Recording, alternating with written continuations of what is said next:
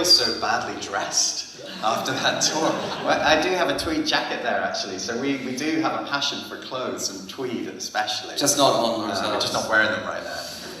Andy told me everyone was going to wear suits. He told me that. I checked in with him. Right, I think we'll just move straight on here. Good morning, everyone, and for anyone who was at the open book exam yesterday, I hope you recovered sufficiently. And use that hashtag if you want. We won't have many letters left to write a tweet. If you are enjoying this talk, we have an official hashtag, which is the journey.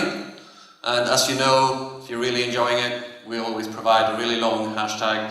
Standardistas totally awesome keynote in this case. So anybody who's using this might just get a badge later. Just come up to us and show us your internet device, and we'll provide you with a star, because that's what you are. You're a star.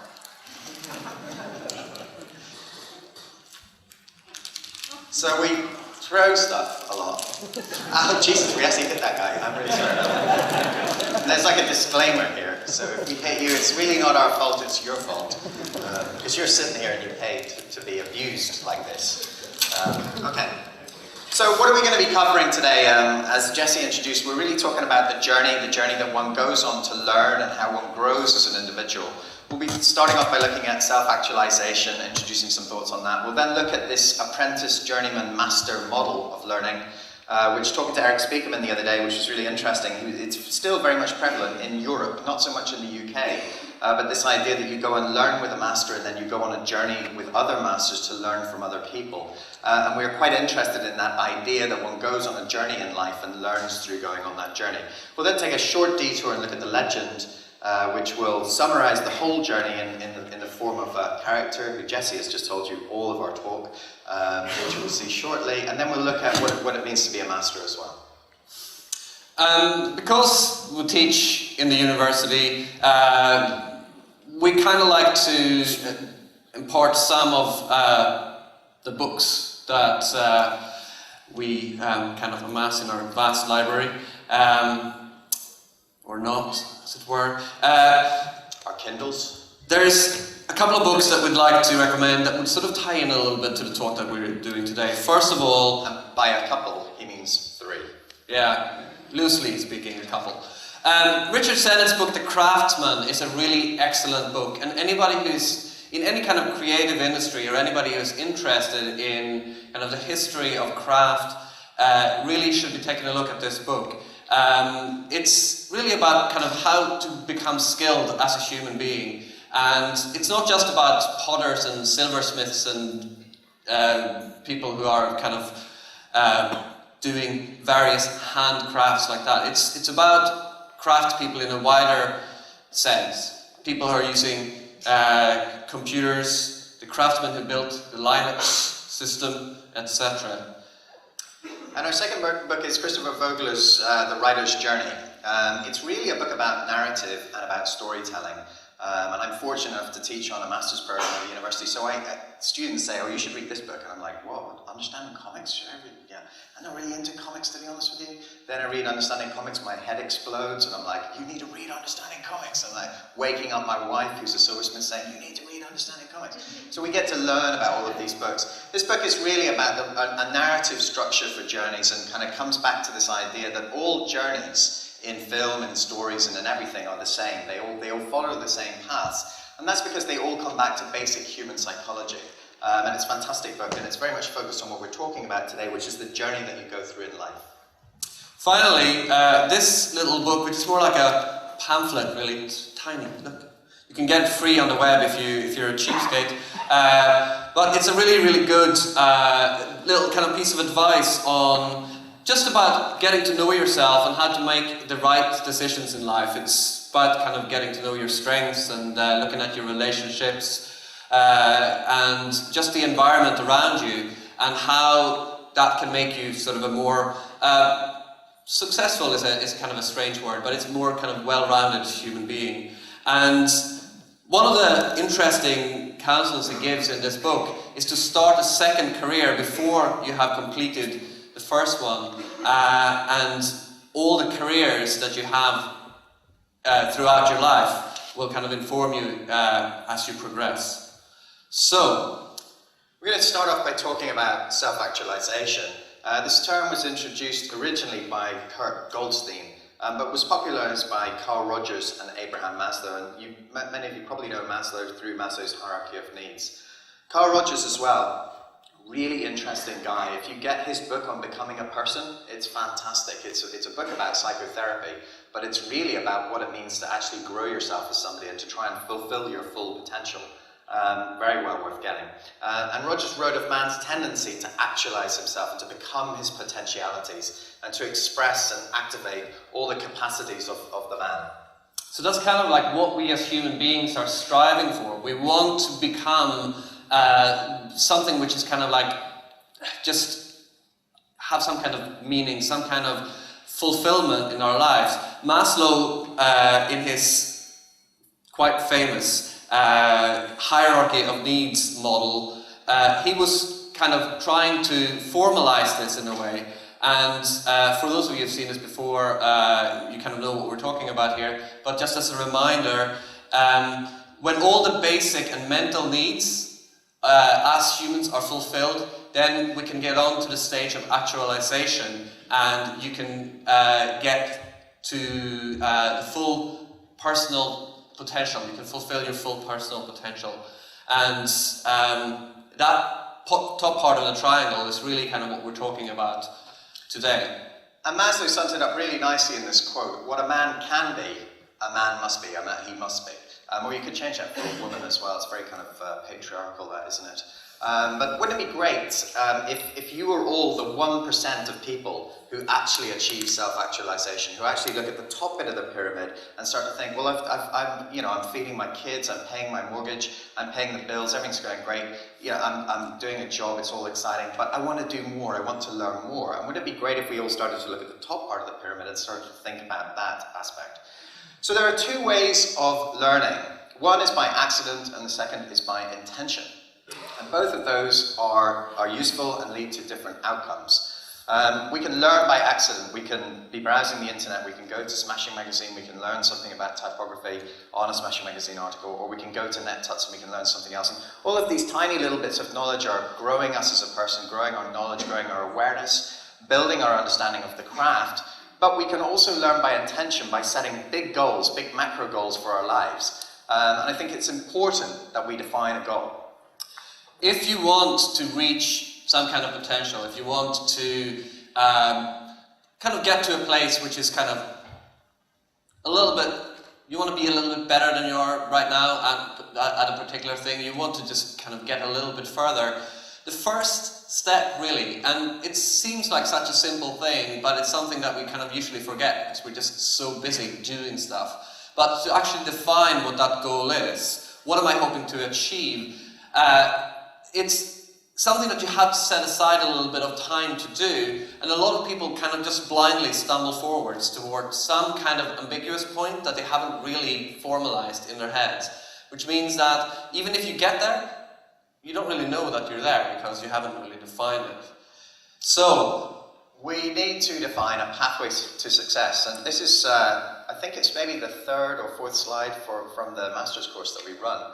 And it's pretty much in the first or the second day that we start teaching them, the master's students. And we're used to teaching lots of young people. We're both old, we look really young, but inside these bodies is lots of oldness, dyingness, and too much drinking and partying, and we're dying. But you say to them, well, what do you want to achieve? What do you want to do? Where are we going to go here? Where are we going to go on this journey? And they say, I want to be a success. And I'm like, that's fantastic. I would like you to be a success as well. But define success, because we cannot reach success until we've actually defined what that is. So unless we define success, we can't actually get to that goal. The word is too vague. It's not really a destination. It's just a kind of a byproduct of something. And you first need to define success in order to then build a pathway to reach that thing. So one of the first things that we do on the master's course we run is we start to sketch out and visualize the future. We start to design the future 5 years into the future and think, what concrete goals, what concrete outcomes are there that we can then put on paper, and we can now start to work out how we're going to get there, how we're going to build that journey to get you there. So the model that we'd like to look at today is something that goes back hundreds of years, if not more. Starting off with the apprentice model. Before there were such things as public schools and so forth, if you wanted to become a practitioner of a specific trade, the way to do it would be to start off by taking an apprenticeship. So you would find somebody, or your parents would find a mentor that would provide you with direction, and because the journey where you want to get is not always a straight path, and the mentor will provide you with the direction and guidance that you need. And if we look at the historical apprentice-master relationship and take that as sort of a kind of metaphorical model for how we learn things today, we can kind of get to a point where we're basically kind of taking that model and applying it to modern day. So in the past, your parents, who were poverty-stricken peasants, I'm sure all your parents are really wealthy and not poverty-stricken peasants, would have wanted something, and because everybody who's a parent knows that they want the best for their child, they would have wanted something for their child and to grow that person. So they would have taken their child to a master and they would have apprenticed that child to a master. And that master would then, in return for some money, take that person under their wing, and they would teach them a craft. And that person would learn by relentless doing. And they would be copying, in here it's like a painting studio. So they would give you a painting and say, just paint that. And you would copy that thing and you would learn how to do that thing. And you would spend about 7 years with this master, fundamentally building the ground building blocks for your future. And your trajectory in life would be altered. So, what you would be learning when you were under this master in the apprenticeship would be all the skills that the master had. You would learn by watching and repeating and just relentlessly copying what the master was doing. So as you were going on, you became as skilled as your master to a certain level. But it wasn't only about skills acquisition. It's also about other qualities that the master might have, softer qualities, human relationships, how to kind of run the workshop, all that kind of stuff you would be learning as well. Also, you would be sort of infused with the kind of the spirit of the workshop. There's a really great example in Sennett's book that we talked about, talking about the Stradivarius violins and the studio, which, as you all know, the Stradivarius violins are kind of like the best in the world, and there's only so many of them left, and nobody has been able to reproduce quite the level of kind of craftsmanship as went into these particular instruments. And they've been able to reproduce all the kind of mechanics of how to make one. They know what wood went into the process, they knew what kind of veneers went onto it, and also kind of what order things were built, because those records were kind of left behind. But still, even putting all those things together, like following a recipe that you read out of a cookery book, you cannot make the same thing. It's not the same thing just reading a recipe as it is watching somebody actually cook the thing when you're in the room. So an apprentice would serve time, traditionally 7 years, and once that time was served, the apprentice was ready to embark on a journey of discovery. This tradition of the young, hopeful hero embarking on a journey of discovery, guided by a wise mentor who points him in the direction of the next place to go, the next village to go to, and the next person to learn from, is very, very old. And we've shown you some pictures here from the past, but it actually goes back a lot further than that. We have young Luke Skywalker. When he embarks upon his journey, he is not ready to fulfill that goal. He is not ready to go straight to the Death Star, jump in an X-wing fighter, fly down that sort of tubey thing, and go use the force, Luke. Well, he doesn't say that, I think Obi-Wan says it in his ear. But he has got to have gone on a journey to acquire all the skills to equip him to be at the point in which he can hit that button, or press the button, I don't know how that works, and explode that thing. He's also young, he's impetuous, he's headstrong, he knows all that there is to know, and he's got nothing to learn. And we suffer that all the time as students. We want to punch him. You know, we're shaking him, you know, and say, just trust us, just listen to us for a minute here. So you need to surrender yourself as an apprentice to the master and learn from that person. And they will then give you the direction that you need. At first glance, the benefit seems to be kind of a one-way thing, where the apprentice is learning from the master. But it's not quite as simple as that. The benefit goes both ways, and the master learns and the apprentice learns, and the relationship is rewarding for both sides. So it looks like a great arrangement. You have a master, you have an apprentice. So you could just say, okay, that's it. I learned all I have to know. I'll just stay here and I'll work away for the rest of my life. You got your mad skills, and you could just stay in the village and keep on working. But it's not as simple as that. If that's what you would do, things would just stagnate. And you need more than one set of DNA to establish your own identity. And that's where the next step of our little journey comes. So this brings us on to the journeyman, which is the next phase of this apprentice journeyman master model. And we have a lovely quote by Joseph Albers, a German-born American artist, designer, and educator who moved to America, and one of the most influential and far-reaching art education educators of the 20th century. And he says the first years you work in a craft, you're an apprentice. This takes 3 or 4 years, so it takes a lot of time to build up the foundational skills to get ready to move forward. Then you're a journeyman. You move from one master to another, and you learn other people's tricks and other people's secrets. So as you start to move on the journey, the additional learning that you get from the new people that you meet along the way rounds you out as a person and rounds out your skill set. And it also rounds out your humanity, your human qualities as well. So if we go back a couple of 100 years, same galaxy, there's a long tradition that we have, and the journeyman the procedure was set out by a set of rules. You had to be out for 3 years and a day, at least. You had a maximum of 3 months that you could stay in any one place, and you weren't allowed to go any nearer than 50 kilometers to your hometown. And these rules were all set out to give you kind of maximum exposure of new ideas, new influences, and all that kind of stuff. So you learn a new skill, you widen your scope. You've learned this thing here, he's taught you this, you're really good at that, and you go somewhere else and they teach you something else. And your previous master says, I think you should go to this guy here, he's doing awesome stained glass windows, and I think stained glass windows is really what you need to round you out as a person. So you go and spend some time with the stained glass window guy, and you round out your experience and you broaden your experience base. The other thing is that all the villages are slightly different, and they have slightly different ways of doing things.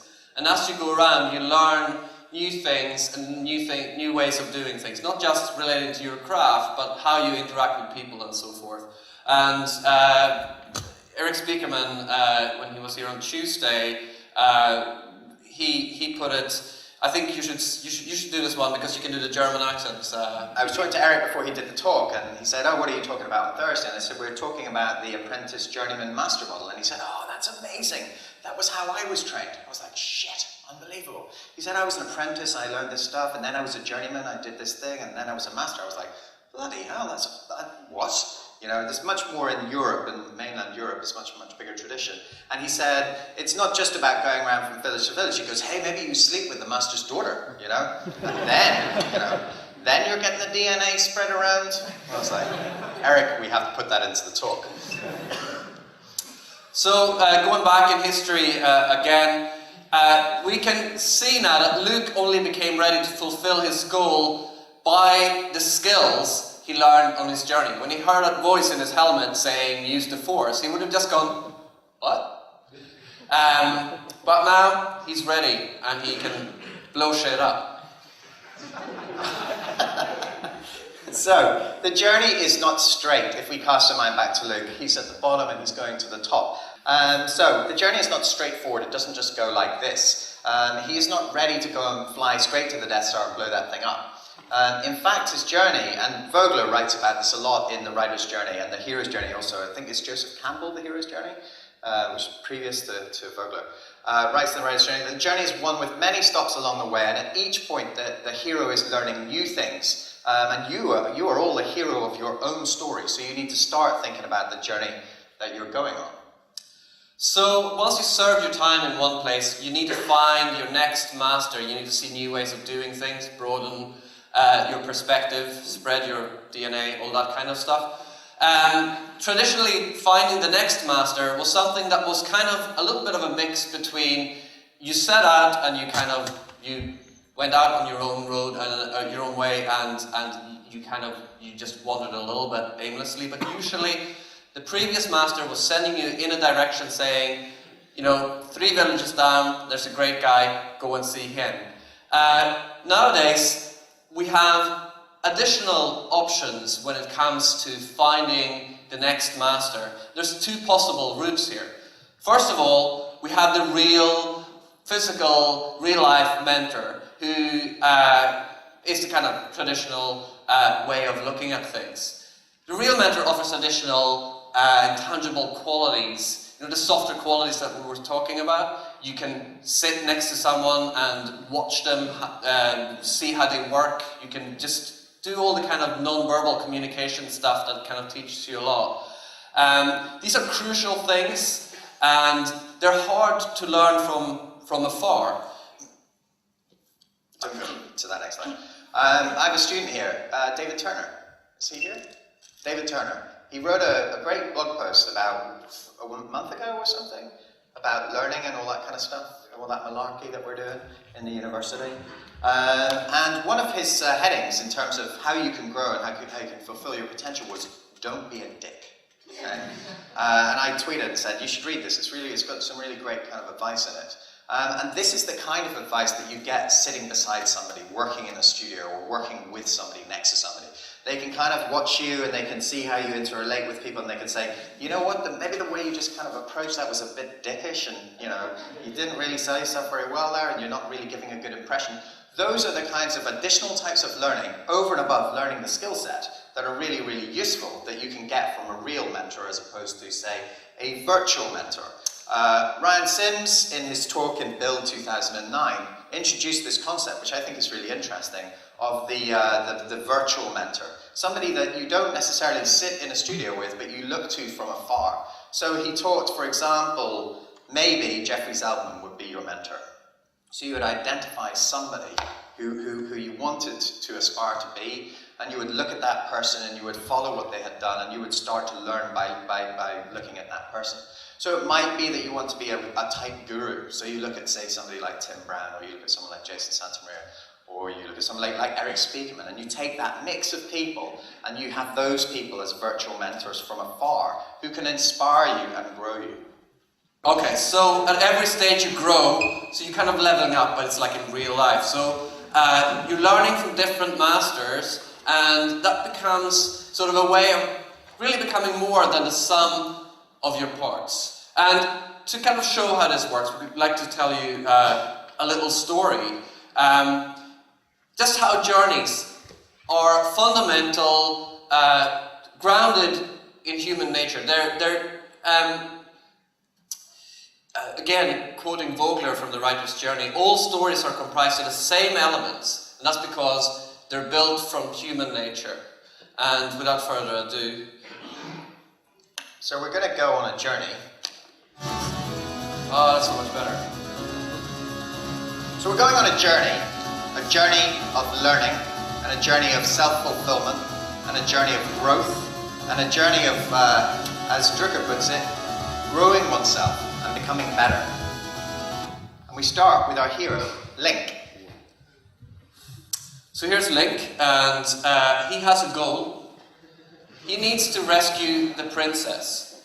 And once he established that goal, then he can successfully embark on his journey and move forward. But just because you have a goal doesn't necessarily mean that you have direction. Sometimes you need some kind of guidance, because without that direction, then all that awaits is, I suppose, a long career in Tesco or Walmart for our American friends. So we need to find a mentor. So, our hero needing direction seeks a mentor to give him some guidance on the journey. And he goes to the mentor and he says, you know, this is where I want to go and this is what I want to do. I need to rescue the princess, but what do I need to do? What do I need to learn? And the mentor says to him, well, you need to learn the art of swordsmanship.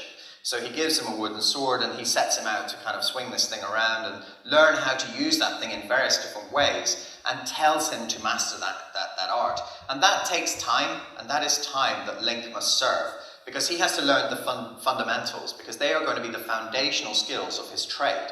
However, there will come a point in the journey where he can't learn any more. He already knows how to do that sword stuff. So just doing the sword stuff for the rest of his life and staying in that village isn't going to get him very far. So he goes back to his mentor for advice. So returning to his master, he's given new direction, and he's told to go to the next point of his journey. And he now embarks on the next phase of development, becoming a journeyman.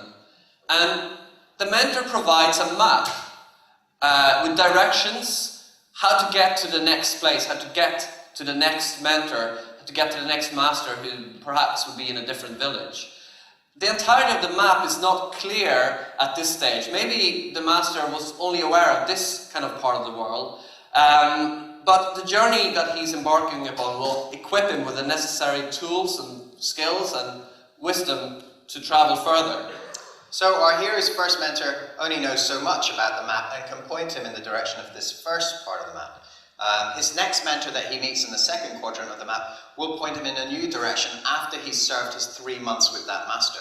And slowly and surely over time, he will build up his own map of learning and his own map of experience that will be different to what each of those masters that he learned from, because he has accumulated a different set of skills and he's now a different person. And that map is unique to the hero, and it will be unique to all of you.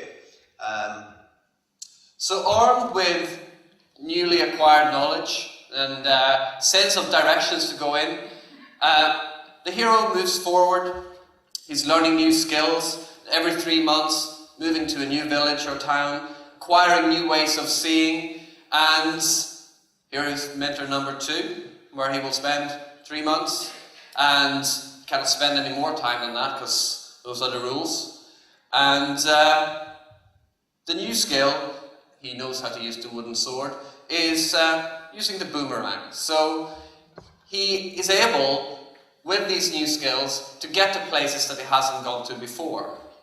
And he also learns from experience by doing, trying and exploring things by himself. This is an important point. Everything that you do is not necessarily directed by your master. You go out and you combine the skills and all the information that you gathered throughout, and you learn things on your own throughout this process as well. By being encouraged to explore and widen your horizons, you kind of get to places where you yet haven't been. Throughout the journey, the hero has got to prove himself at various phases. So when he is finished with the master, he has to beat a boss. And that is proving that he has equipped himself with the skills he needs to conquer that particular battle. And once he has challenged or taken that challenge and conquered that challenge, that proves that he is now ready to move to the next place. And there's no point in him staying in the same place because he's not going to learn anymore. So once you beat the boss, you start to level up. So there's no point in just learning that thing and thinking, that's me, I'm done, I'm finished, I've learned everything. You need to start challenging yourself and raising your goals and looking outwards to other types of things and thinking, where can you go from there? Throughout the journey, he will experience wonderful moments of discovery where everything just falls neatly into place. And he will look at that and he will feel, yeah, this is cool. I know the web typography stuff now. I now need to go and learn some other stuff because there's no point spending hours and hours and hours on that because I've already got that skill. So I'm going to look at something else. What's the next thing?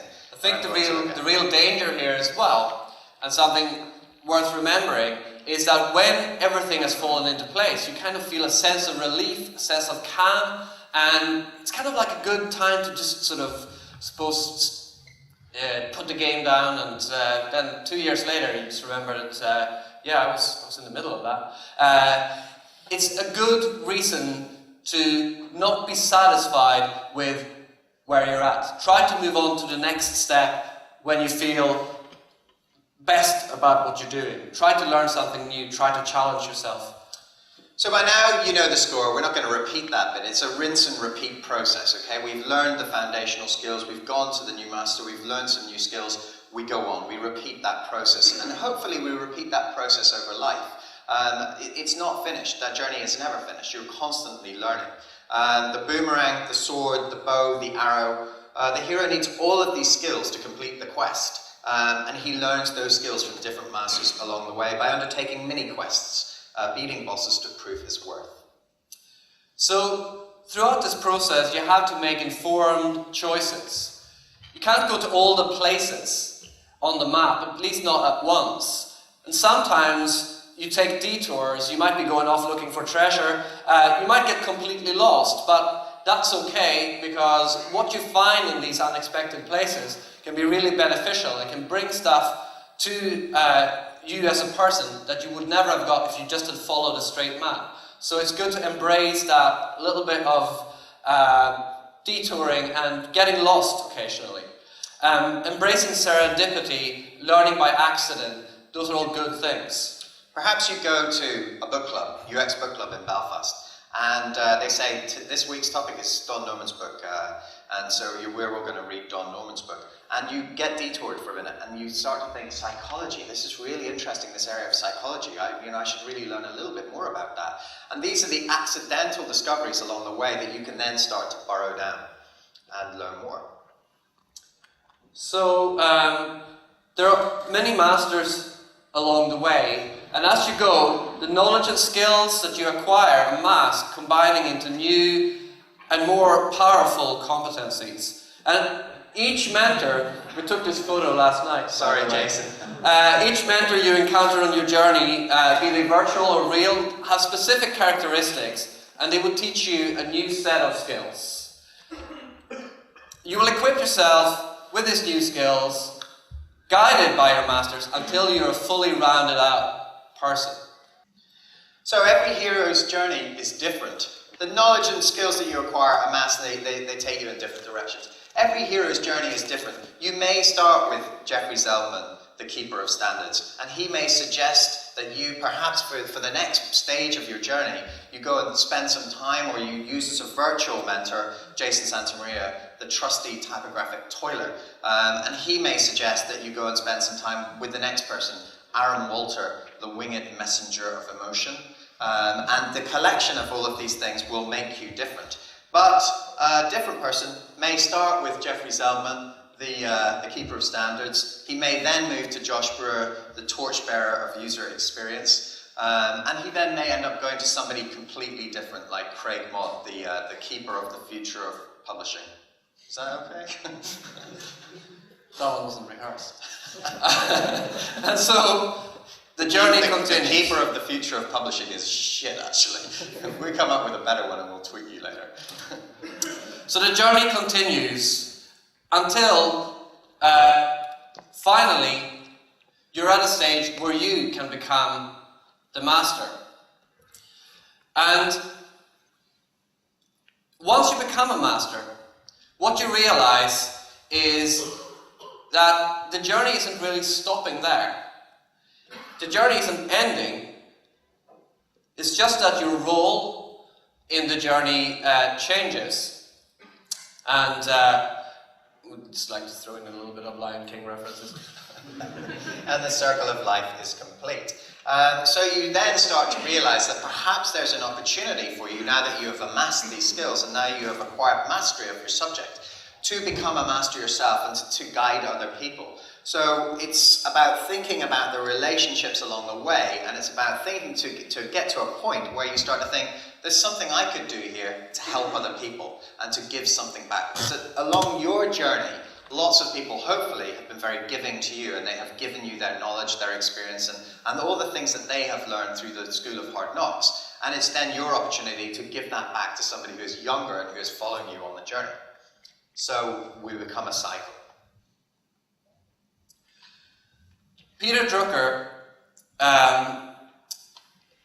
is in this quote. That's this guy. It's really stressing that the journey is a lifelong process. And if every couple of years you pick up a new subject and you start to get immersed in that, you're never really thinking that I'm going to become an expert in this particular field, but you're constantly trying to learn new skills, you're constantly trying to challenge yourself, and you're trying to understand new things and know more about the world around you. It will make you a much more rounded individual. It will get you further towards the point of what Maslow was referring to as self-fulfillment and the top part. So if we think back to that top part of the pyramid, self-actualization, once we've achieved the basics, self-actualization is something that continues for the rest of your life. And we found this quote by Drucker. I mean, we're really interested in Peter Drucker, and we found this quote by Drucker, and it's interesting because he could be perceived by some people as being a master. I mean, he's probably hugely well paid, he knows all his shit, he's really got his shit down, but he's still learning. And this idea, every 3 or 4 years I pick a new subject. It might be Japanese art, it could be economics. 3 years of study are by no means enough to master a subject, but they're enough to understand it. So for more than 60 years, I've kept studying one subject at a time. Don't mention that slide. So for more than 60 years, he's been studying more than one subject at a time, and I've totally forgotten what the point I was going to make because I was telling you not to put that slide. So it's lost. I'll tell you over a coffee. Okay, so with that quote, we're sort of at the end of our presentation. Just as a quick roundup of what we covered, we were talking about the importance of having a goal for yourself, because that's the only way you know that you're actually got somewhere at the end. And the model that we're looking at is the kind of time-tested apprentice, journeyman, master model.